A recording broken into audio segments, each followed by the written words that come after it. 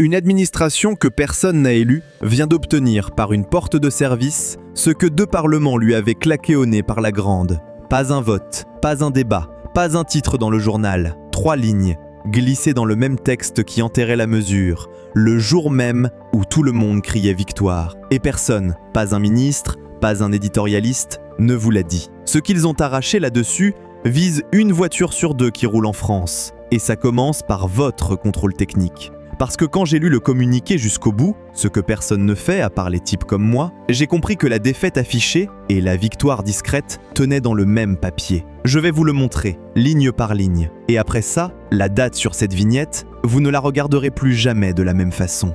On reprend depuis le début, parce que cette histoire mérite d'être déroulée dans l'ordre. Les dates comptent, vous allez vite comprendre pourquoi. Le 24 avril 2025, la Commission européenne sort une proposition officielle. Pas une rumeur, pas un ballon d'essai dans un journal, un texte. Contrôle technique annuel pour toutes les voitures et tous les utilitaires légers de plus de 10 ans. Votre Clio de 2014, votre 300 litres de 2012, votre Mégane diesel qui tourne comme une horloge, toutes dans le viseur. En France, ça représentait plus de 22 millions de véhicules, plus de la moitié du parc national. Une voiture sur 2. Le commissaire au transport s'appelle Apostolos Tzitzikostas. Retenez le nom, on va le recroiser. Sa justification, je vous la cite, « Cette mesure constituerait une avancée majeure pour rendre nos routes plus sûres, notre air plus pur et la vie des citoyens plus facile. » La vie des citoyens plus facile, en doublant vos passages au contrôle technique. Il fallait oser l'écrire. Le surcoût, lui, a été estimé à environ 80 € par an et par véhicule concerné, pas par la Commission, qui s'est bien gardée de le chiffrer, mais par la presse spécialisée et l'opposition française. Et ce n'est que le ticket d'entrée. Ajoutez la contre-visite quand ça coince sur un diesel, les jours de congé posés pour amener la voiture, les réparations imposées pour repasser, et l'argument massu de la Commission. Le voici. Cette mesure sauverait environ 7000 vies et éviterait 65 000 blessures graves entre 2026 et 2050. 7000 vies sur 25 ans, calculées au véhicule près. Il faut que je vous raconte ce qui s'est passé 2 mois avant la proposition, parce que c'est là que le dossier devient savoureux. Février 2025. Plusieurs géants du contrôle technique, Dekra, SGS, Autovision, des noms que vous connaissez parce qu'ils sont sur les panneaux de vos centres de contrôle, plaident auprès des autorités françaises pour un renforcement des contrôles sur les véhicules utilitaires anciens. C'est documenté, c'est sorti dans la presse spécialisée en mai 2025. Le ministère de l'écologie écarte la demande. Dossier classé. 2 mois plus tard, la même idée ressort. Élargie, plus seulement les utilitaires, toutes les voitures de plus de 10 ans, plus seulement la France, les 27 pays de l'Union, et plus porté par le lobby, porté par la Commission européenne elle-même. Coïncidence ?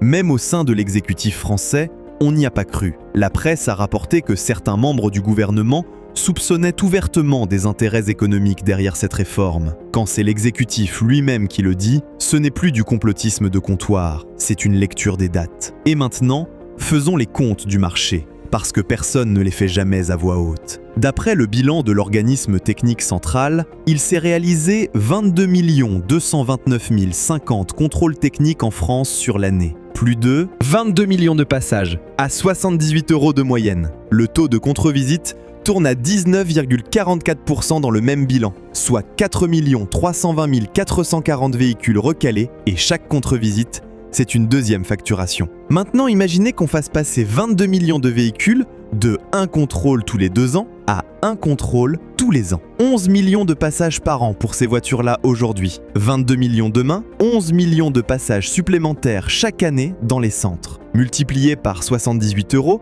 je vous laisse poser l'addition. Plus de 850 millions d'euros par an. Personne n'a publié ce chiffre d'affaires potentiel. La Commission a chiffré les vies sauvées à l'unité près sur 25 ans. Mais le gain pour le secteur du contrôle, ça, mystérieusement, aucune étude d'impact ne l'a estimé. 7000 vies, calculées au véhicule près. Le chiffre d'affaires des centres de contrôle, jamais. Voilà pour le décor. Maintenant, la mise à mort. Et croyez-moi, elle vaut le spectacle. Parce qu'il est rare de voir une mesure européenne se faire exécuter 2 fois. Premier coup de feu, le 6 mai 2025. Le ministre français des Transports, Philippe Tabarot, rejette publiquement la mesure. Son argument, c'est le nôtre. Elle frapperait 1 véhicule sur 2 en France. Et en première ligne, les ménages modestes, Ceux qui gardent leur voiture 15 ans parce que la neuve, ce n'est même pas une question qu'ils se posent.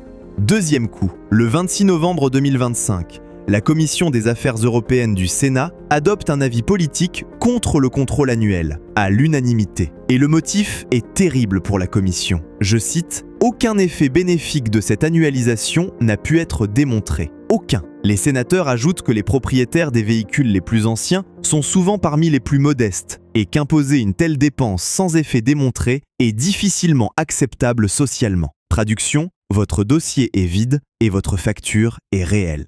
Troisième coup, le coup de grâce. Le 4 décembre 2025, les ministres des Transports des 27 enterrent officiellement le contrôle technique annuel. Maintien du rythme actuel, tous les 2 ans. La presse titre sur la victoire des automobilistes. Tout le monde passe à autre chose. Voilà, c'est mort. On rentre à la maison?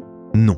Parce que ce communiqué du 4 décembre, moi, je l'ai lu jusqu'au bout. Et après le paragraphe de la victoire, il y a un autre paragraphe. Ce qu'il contient, vous l'aurez en entier, sans rien sauter. Mais pour mesurer ce que vous allez entendre, il vous faut d'abord la fin du calendrier. Parce que l'enterrement de décembre n'était que le premier des deux. Le 5 mai 2026, la Commission Transport du Parlement européen examine à son tour le texte. Et elle aussi rejette le contrôle annuel. La position est adoptée par 30 voix pour, 11 contre. Motif, et là je cite le mot retenu, la mesure n'est pas proportionnée et son bénéfice sécurité n'est pas jugé suffisamment démontré pour prouver qu'elle réduirait les accidents. Vous vous rendez compte? Le Sénat français et le Parlement européen, deux assemblées qui ne sont d'accord sur à peu près rien, disent mot pour mot la même chose. Le bénéfice sécurité n'a jamais été démontré. Plus d'1 an que le chiffre des 7000 vies tourne dans la presse. Et quand on ouvre le capot, il n'y a pas de moteur dessous. Deuxième enterrement donc. Et là encore, le même tour de passe-passe. Vous vous dites peut-être, 2 exécutions publiques en 5 mois, ils ont compris, ils vont passer à autre chose. Non, c'est la 3e fois. Le 13 juillet 2012, la Commission européenne adopte son paquet contrôle technique. Au menu déjà, contrôle technique annuel dès la 7e année de mise en circulation. Et une voiture qui dépassait 160 000 km au compteur basculait dans l'annuel immédiatement, sans attendre. Avec votre kilométrage moyen, faites le calcul. Beaucoup de berlines familiales franchissaient ce seuil avant même leurs 7 ans. La clause des 160 000 km, c'est la Commission Transport du Parlement, sous le rapporteur Werner Kuhn, qui l'a fait sauter le 10 juin 2013, au motif qu'elle poussait à trafiquer le compteur. Et l'annualisation généralisée, elle, a disparu du texte final. La directive qui est sortie le 3 avril 2014, la 2014/45, ne l'a pas reprise, retoquée. 2025, deuxième tentative, celle qu'on vient de dérouler. Retoquée au Conseil, retoquée au Parlement. 2026, la suite se joue en ce moment même, dans une salle de négociation à Bruxelles dont je vous reparle dans un instant. 3 offensives en 15 ans. À ce stade, ce n'est plus une proposition, c'est un abonnement. Il recule sur la fréquence. Il ne renonce jamais au durcissement. Alors la vraie question, celle que personne n'a posée pendant qu'on fêtait la victoire, la voici. Cette fois-ci, qu'est-ce qu'ils ont obtenu en échange du recul ? Le 4 décembre 2025 donc, le même communiqué qui enterre le contrôle annuel. Les mêmes ministres, le même jour, approuvent 2 choses. 1. De nouveaux tests d'émissions sur les oxydes d'azote, les NOx, et sur les particules fines. 2. Des dispositifs antifraude pour les compteurs kilométriques. La défaite frontale et la victoire discrète tiennent dans le même papier. Il suffisait de lire le communiqué jusqu'au bout. Mais qui lit les communiqués jusqu'au bout ?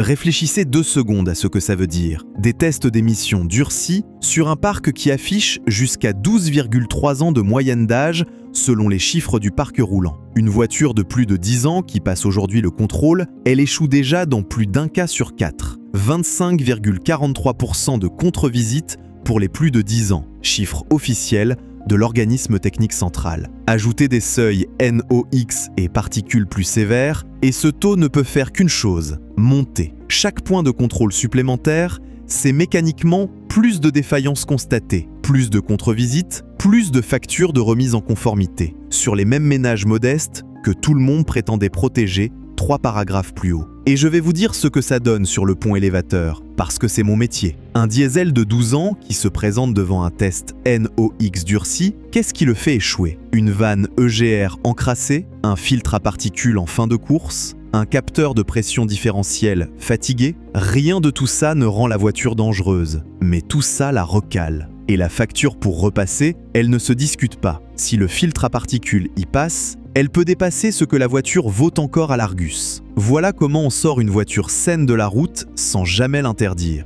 C'est propre, c'est légal, et ça ne fait pas de manifestation. Et n'oubliez pas que le contrôle lui-même, vous le payez déjà au prix fort selon votre code postal. 78 € de moyenne nationale en 2025, mais 67 € dans le Loiret et plus de 99 € en Haute-Savoie, d'après le relevé tarifaire d'Assurland pour 2025. Plus de 30 € d'écart pour le même coup de tampon. Le durcissement arrivera là-dessus, sans rien corriger de ça.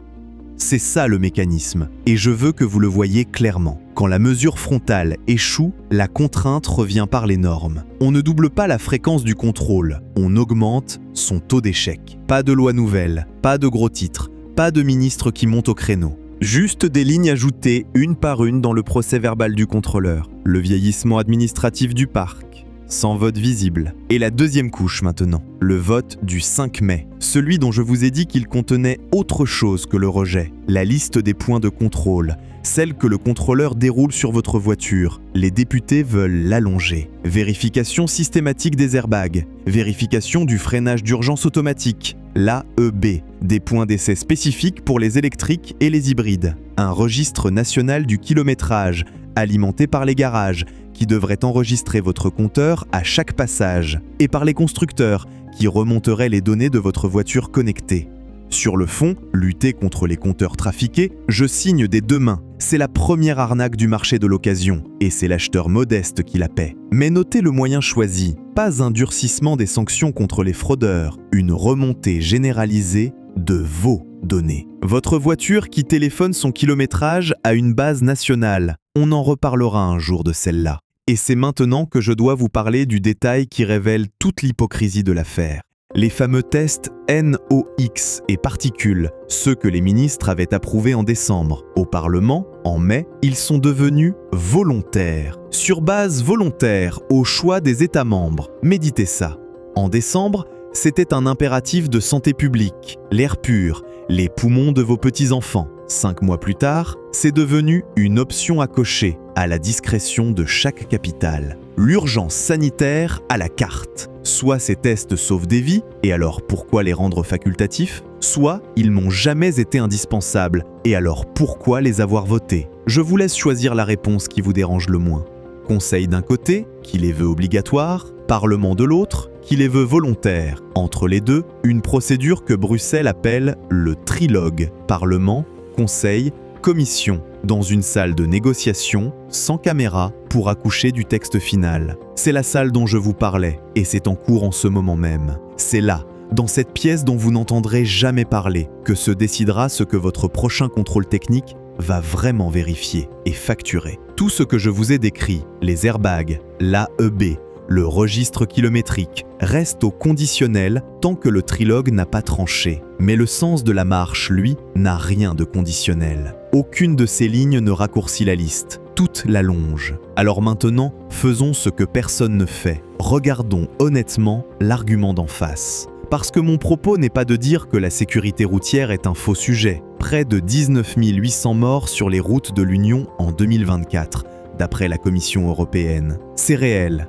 C'est trop. Et celui qui hausse les épaules devant ce chiffre ne mérite pas qu'on l'écoute. Mais justement, prenons-le au sérieux ce chiffre. Tous ces pays sont soumis aux mêmes directives européennes de contrôle technique. Même calendrier, même règles de base. Et pourtant, la mortalité routière varie énormément d'un État membre à l'autre, dans des proportions que le seul calendrier de contrôle technique ne peut pas expliquer. Si la paperasse de contrôle était la variable qui sauve des vies, de tels écarts entre pays soumis au même régime de contrôle technique n'existeraient pas. La mortalité routière, c'est l'état des routes, les comportements, la vitesse, l'alcool, l'âge des conducteurs, le passage annuel sur un pont élévateur. Deux assemblées ont cherché la preuve qu'il y change quelque chose, et elles ont conclu, l'une comme l'autre, qu'elle n'existe pas.